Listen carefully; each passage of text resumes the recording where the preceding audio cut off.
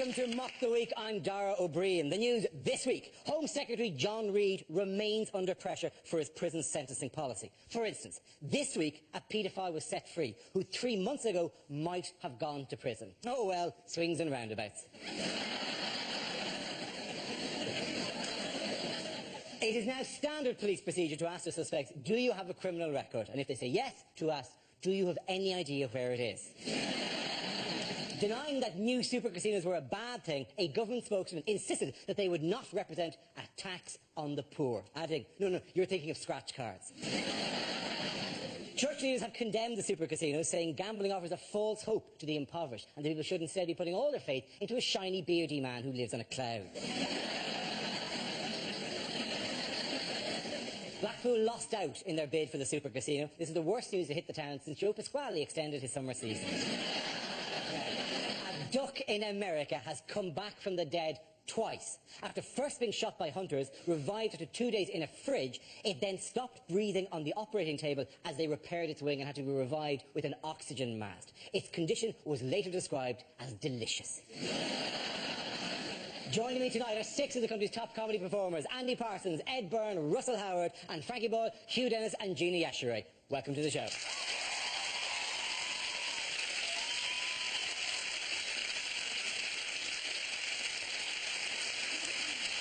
First round is called Headliners. Here's a picture of this week's top tabloid target, John Reid, with some cabinet colleagues. But what does RIPS stand for? I was thinking Reid impersonates Pope successfully.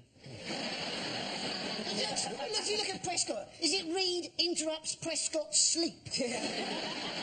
Is it Reid imagining Prescott's sex life?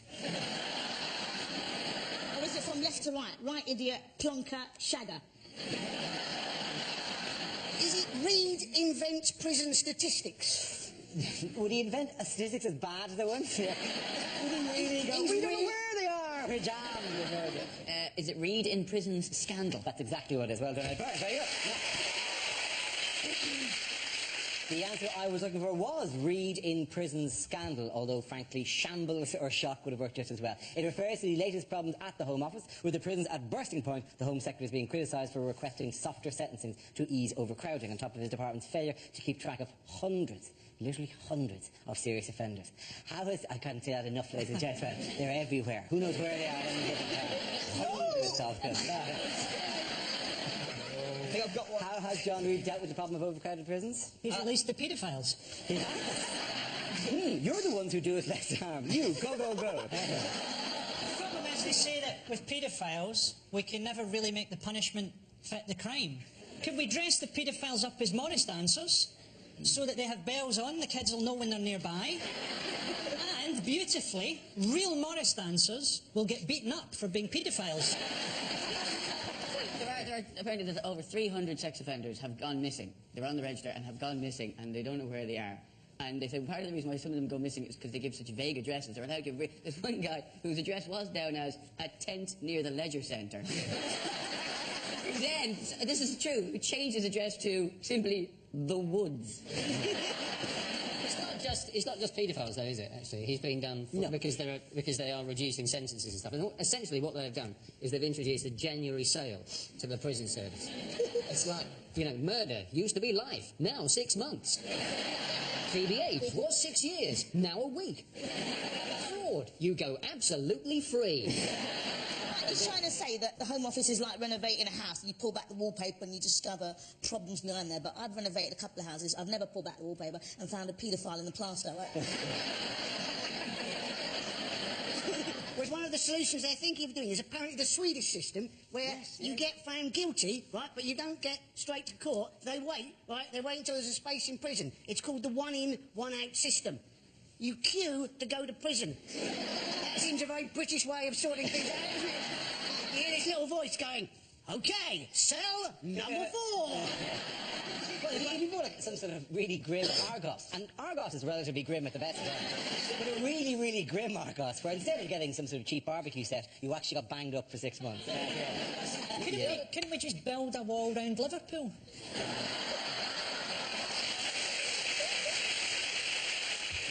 You could, of course, take the Northern Ireland example, because your prison, the reason that you don't have any space in prison is that you imprison so many people. The rate of imprisonment in this country is the highest in Western Europe. No, because as a counter-example, in Ireland, it's half the rate of in Ireland, where you haven't lived for years. If you don't like it, Darren, go back. You know. The fact that Ireland has a low rate of imprisonment is not in any way related to the fact that I'm not there. If I was still there, it wouldn't shoot up. Like, I wouldn't be forcing people into jail. No, when you say you mean you British people, as opposed to you who live here. But if it's you who live here, it's we who live here. We who live here, taking their jobs. That's not... you're making us all look bad. I'm sorry for blowing your cover, Paddy. Right? Well, anyway, the point is, in this country, all of us. No, not Nigerians. Not the Nigerians. They're not involved at all in You this situation. You people. Right? Everyone bar the Nigerians, right? more people are put into jail in this country than anywhere else in Western Europe. Whereas in Northern Ireland, interestingly, the rate is around about half that, right? What they've done brilliantly in order to free up space, they've simply declared everyone a political prisoner and let them out. So what you should do is declare war on Nokia, say, right? And anyone who steals a mobile phone is a prisoner of conscience and should be allowed out. It is a purely financial thing, really, isn't it? That is essentially the problem here with prison services, that it's too expensive and, you know, there isn't money for it. So what we should do is put cameras in the prisons and broadcast it as a reality TV show. We'd make a fortune. I'm a criminal, let me out of here. And there's extra deterrent, isn't there, for them not actually escaping, because if they do escape, they'll be interviewed by Davina McCall. What new initiatives are the Home Office coming up with? They've got an initiative, haven't they, to do a database of people's shoe prints. People's shoe prints, yeah. Which isn't as daft as it sounds, because from a shoe print, they can tell what size you are, they can tell what height you are, what weight you are, and various other stuff about you. Which is why, when I'm doing a crime, I always wear high heels and carry a bowling ball. If you were a burglar, surely, just before you commit the crime, you just got to pop on novelty slippers and you're fine. So they're like, who are we looking for? Looks like a Gruffalo. It's another clown. Exactly. They've just got a database full of Nike trainers and, like, okay, so burglars are wearing Nike trainers and maybe the odd pair of Reebok Classics. I mean, you can easily guess without the need of a database. He was probably wearing a Burberry cap and a Sovereign. What is that? The database, Gina, isn't to work out what kind of shoes criminals wear. That's not the major interest. It's not like there's a massive marketing opportunity here. If we could only find out what toothpaste they use. This is our audience. We've got to go after the criminals. Do you think the fact that Nike trainers are the most popular shoe for burglars, which they are, aren't they? It's like 80% of Nike. Has that got anything to do with the slogan, just do it? Okay, I'm going to break that round. Ladies and gentlemen, at the end of that round, the winners are Gina, Hugh and Frankie! The next round is called Between the Lines and features Hugh and Frankie. Would you please make your way to the press pit? In this round, one of them takes on the role of a person in the news addressing the media, while the other translates what they really mean. Frankie, you are US President George W. Bush making a State of the Union address. Hugh, you will tell us what he really means. My fellow Americans. Many people are surprised that I've committed another 20,000 troops in Iraq. I was surprised. I was only trying to order my Tesco shopping online. I admit that there are similarities between Iraq and Vietnam. I think they both have a border with Switzerland. Some say that the Iraq war is unwinnable, but not my closest advisors. Chuck Norris, Vin Diesel, and the animals of Farthing Wood. People said that our soldiers would be coming back in body bags, but that hasn't happened. Some of them will come back in shoeboxes.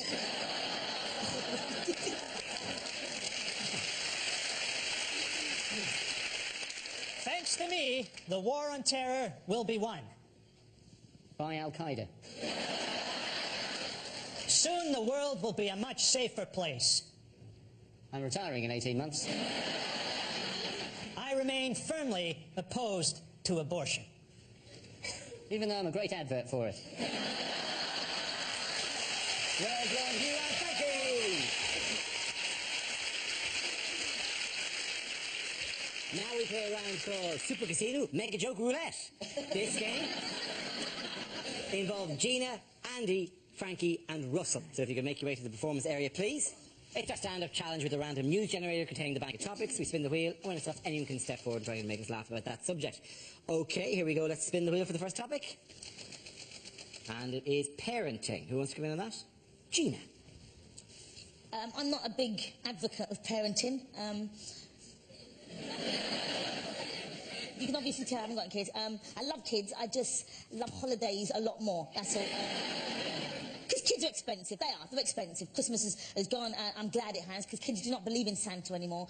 But then having said that, I didn't believe in Santa either. But that's because my mum's Nigerian. There was no way she was going to let a fat white man take the credit for all her hard work.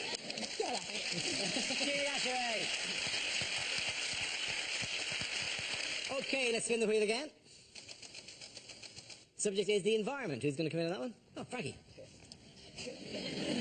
Stephen Hawking has just come out and said that global warming might turn the Earth into a cloud of boiling gas.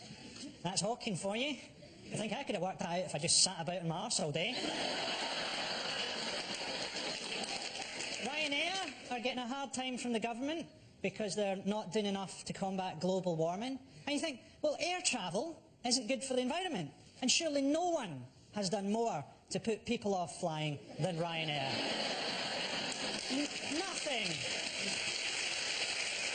Nothing punctures that James Bond image quite like being sold peanuts by a stewardess who looks like she survived Hiroshima. There's no way that Ryanair are as big a polluter as China, although Ryanair do have a worse record on human rights. Thank you very much, Frankie Boyle. OK, that leaves us with the entire other side of the room, Andy and Russell. Let's spin the wheel. The next topic is the body beautiful. Who wants to come in on that? We come in all shapes and sizes, don't we? Like, good example, my mum has recently joined an under 5 foot club, you know. I'm not lying, you haven't seen a prettier sight until you've seen a load of tiny ladies sat around a table, their feet barely touching the floor. Sat there, because they're all under 5 foot, convinced they've got the same things in common. They haven't, right? The only thing they've got in common, when you hoover near them, they don't have to lift their legs. That's pretty much it, right? And there's a really amazing old lady there called Sue, who's about 80, and she's got a prosthetic hand. Now, when we got chatting, right, when she first went to school, the state of prosthetics was so poor, she actually went to school with a full-size man hand. As if your first day at school isn't terrifying enough. We're going to get bullied. There's your hands. You'll grow into it. What do you mean I'll grow into it? I'm a little girl, I'm not Gordon Banks. What's that? Russell Howard.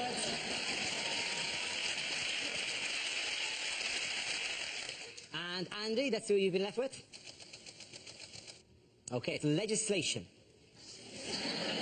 Away you go. Now, New Labour have apparently created up to 2,000 new offences since they've been in power. You apparently can now get fined if you park more than 50 centimetres away from the curb.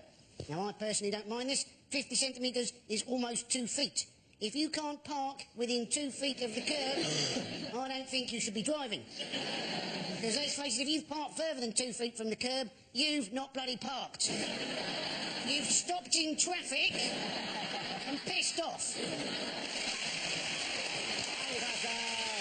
I'm going to give the points in that round to Gina and Frankie. Everyone comes to down. Time now for, if this is the answer, what is the question? On the board, 6 categories. Gina, what would you like? I'm going to go for social affairs. OK, social affairs. The answer is 265 million. Gina, what is the question? Is it how much will the London Olympics cost each of us? Is it how many viewing figures would Top Gear have got if it had been Jeremy Clarkson who had apparently been involved in a serious crash? Is it how many ways could a dyslexic spell onomatopoeia? Is it what is the current chart position of Peter Andre's Drum and Bass Christmas? Tell you what, is it how many times did I say as a kid, bird's eye potato, waffles, the waffly versatile? Is it Sylvester Stallone's final movie will be called Rocky What? According to the Daily Mail, how many Polish people are living in Hammersmith? How much money would the BBC have to pay Tom Cruise if I made the joke I'd like to make about him and John Travolta?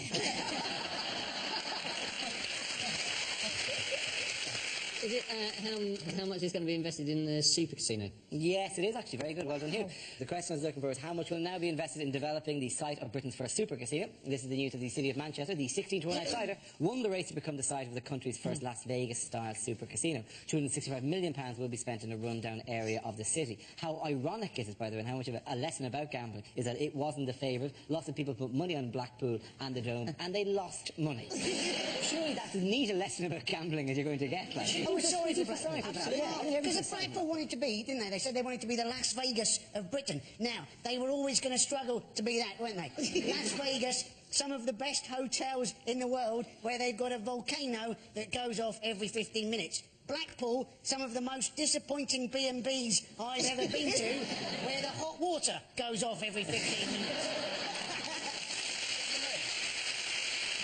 I feel sorry for Blackpool for many, many reasons, not least because Manchester is the most regenerated city in the world. There isn't a part of Manchester which hasn't been regenerated in the last 10 years. They have to knock down some of the old regeneration just to make space for the casino. Blackpool deserves as big a kicking as possible. It's the one town in Britain where I've got chlamydia from fish and chips.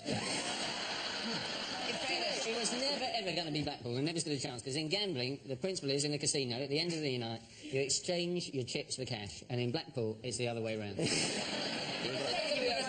Because, you know, you can win £100,000 and have it mugged off you all in one night. New Labour, they're always saying, aren't they, they want joined-up government. They're not building enough prisons, and now they go and build a casino when it's supposed to lead to debt and eventually prison. Why not build half casino, half prison, and as soon as they get in trouble, they can just cross the corridor, and there they are. The thing that's rubbish about it, it's all the slot machines and stuff like that. There's no skill. Surely there's a skill to poker or something like that. It's like just deal or no deals ruin this country. Do you know what I mean? It's horrific. Just no skill. It's like deal or no deal may as well just be called Who Wants to Be a Millionaire for thick people. Do you know anything? No. Can you open a box? Yes. And then some of them can't actually open a box. And you're like, you have to know the numbers from 1 to 20 as well, and be able to identify them by their symbol and points. I've got Nick to do, please. I always think it's weird when Noel Edmonds, when he's walking around and pacing the floor like a creepy uncle. Yeah. You know, and he keeps saying things like, "Oh, you're playing a very shrewd game here." I'm very shrewd. I'm pointing at a box going, "Open that one." Oh, you shrewd man. You're wearing spray-on trousers, you creepy lizard. The bit that creeps me with Dealer is the fact that they all pretend to be friends. Yeah. That really gets on my nerves. There you go. Good luck, Jim. This is for you. This is for you. Like, thanks. To be honest, that's what I hate about this show. Yeah. The other part of the gambling... I asked him to be godfather of my child. That's what's funny about that line. You know, super casinos are terrible because, I mean, people are too vulnerable to cope with this. I mean, people in Britain are addicted to eBay. How are you going to cope with £1 million prize money if you're up till 3 in the morning trying to buy second-hand pyjamas? Rowan Williams, the Archbishop of Canterbury, said that the casinos will contain imprisonments of the soul. Which sounds cool. Right in the middle of the casino, there's a soul prison. Like I'm taking Superman 2. It's like a hologram of James Brown. Welcome to the soul prison. Speaking of obsessions, what did 3,986 people in Britain have removed last year? Oh, it's just man boobs. Yeah. No, it's not man boobs, no. Oh, I thought this was fat. No? It was fat, yes, it was fat. That's the amount of people who chose to have liposuction. Liposuction was almost 4,000 people in the last year chose to have liposuction. The thing I love about liposuction, you always see, you know, like in Bella magazine, those magazines you see in the doctors, it's always like, my horror plastic surgery story. It's always like, I went in for a tummy tuck and came out with a bum for a face. It's a bit odd, though, that men... I mean, it surprised me that so many men did it. It was about 5% of these people were blokes. Yeah. And that really surprised me, because I would have thought a major difference between the sexes is that women are generally worried about how they look. And men, even the elephant man, probably woke up in the morning, looked in the mirror and went, yeah, looking good. In fairness, it doesn't happen. No, you know, in fairness, he went, yeah, looking good. Killer! I'm no looker, but I'm funny. Yeah. Having your man boobs done is a very sort of decadent kind of stage to get to, though, isn't it? That's why when I had mine done, I donated them to an African transsexual. Very kind of you. The man boob statistic, just so there are 90,000 instances of cosmetic plastic surgery that go on during the year. There are 177 moves, right? All the papers ran. Well, 177 moves? No, 354 moves, I Okay. suppose. 177 operations to remove the move. These- It'd be Like, irritating like if one they guy got went, one. "Just do that Hey, one, what leave about that this one? What are we supposed to do here? Doink, doink, doink. That's lovely. Oh, doink, doink, doink, actually, rather. That was like a pig noise. Anyway, so, These statistics, though, they all come, don't they, from the British Association of Aesthetic Plastic Surgeons. Now, given their major thing is to do with breast surgery, isn't brilliant that the abbreviation for them is BAPS? It's fantastic, isn't it? the statistics after this week were that all types of plastic surgery went up significant numbers of percentage points, except for one, which went Yes, down. I Eyelid surgery. Not eyelid I mean, surgery. what's that? No, What's the whole thing about eyelid I surgery? have no What idea. the hell There is wasn't that? the one. I have no idea. I mean, Why are you asking me? I can understand, like, I don't know, maybe a bloke having I mean, more blokes having eyelid surgery. I can only imagine that they're having it done to keep their eyes open while their women are talking about commitment or something. Really do want to get married, yeah. The only type of cosmetic procedure that's become less popular are having your ears corrected. Apparently getting the things pinned back. Suddenly no one wants to do that anymore. I've had that. Have you had it done? Yes, I was born with what they call bat ears. Nice of them. And I had them done, and the reason that my earlobes are so incredibly weird was that the stitches fell out, and the surgeon said, "Oh, you know, I'll have you back and I'll redo that," and he then died. You managed to Well, you got the navigate last your laugh, way. then. Yeah. Do you navigate your way around by radar? Thanks for helping with the pain here. Winners of that round are Frankie, Hugh and Gina. Now we come to our final quickfire round called Scenes We'd Like to See. This is for everyone, so you can make your way over to the performance area, please. I call it ideas for stars we'd love to see, and the performers come in with their suggestions. Okay. The first subject tonight is what a TV chef would never say.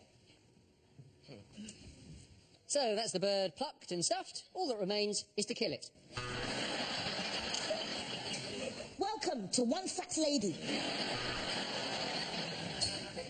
And here, what you want to do is put a little bit of the brown mixture in the tin and then sprinkle a little bit of hash on the top of it. Well, these Korean meatballs really are the dog's bollocks.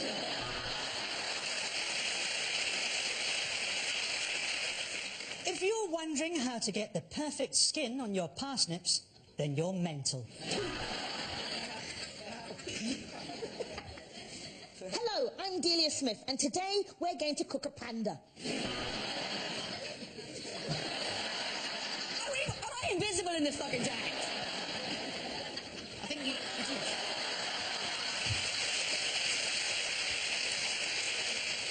So, I've marinated it for half an hour, seared it for 15 seconds, and now I'm drizzling it on my buttocks. You just need two things to make this dish. What you need is a takeaway menu and a phone. Tonight on Russian cookery, cyanide, polonium, and a crab stuffed with explosives.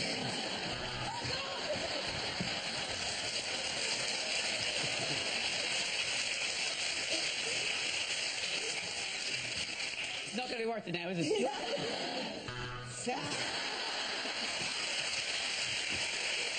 The next topic is bad things to say at the opening of the new Wembley Stadium. Is it just me, or does it all feel a bit wobbly? Due to a double booking, England's first match is against Simply Red. Ladies and gentlemen, James Blunt.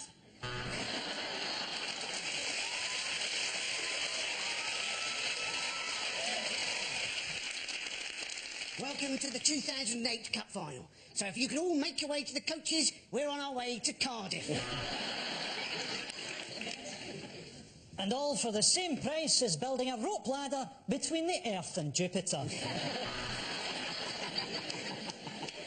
Can Mr. Bin Laden report to lost property, please? Mr. Bin Laden.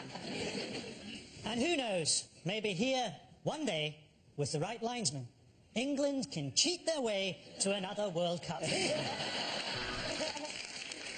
And maybe one day, with the right bunch of hooligans from Scotland, these goalposts can get trashed all over again.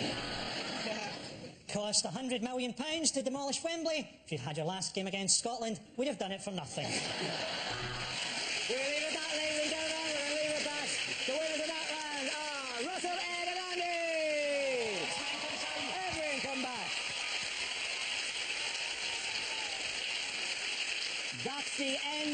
show. This week's winners are Andy Parsons, Ed Byrne and Russell Howard. Commiserations to Frankie Moore, Hugh Dennis and Jeannie Ashery. Thank you for watching. I'm Darwin. Good night.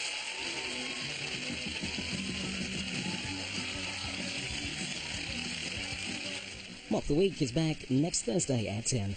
Tomorrow night at 10, Davina McCall joins Paul Merton for Room 101 on BBC 2. Comedy over on BBC 3 now in Man Stroke Woman.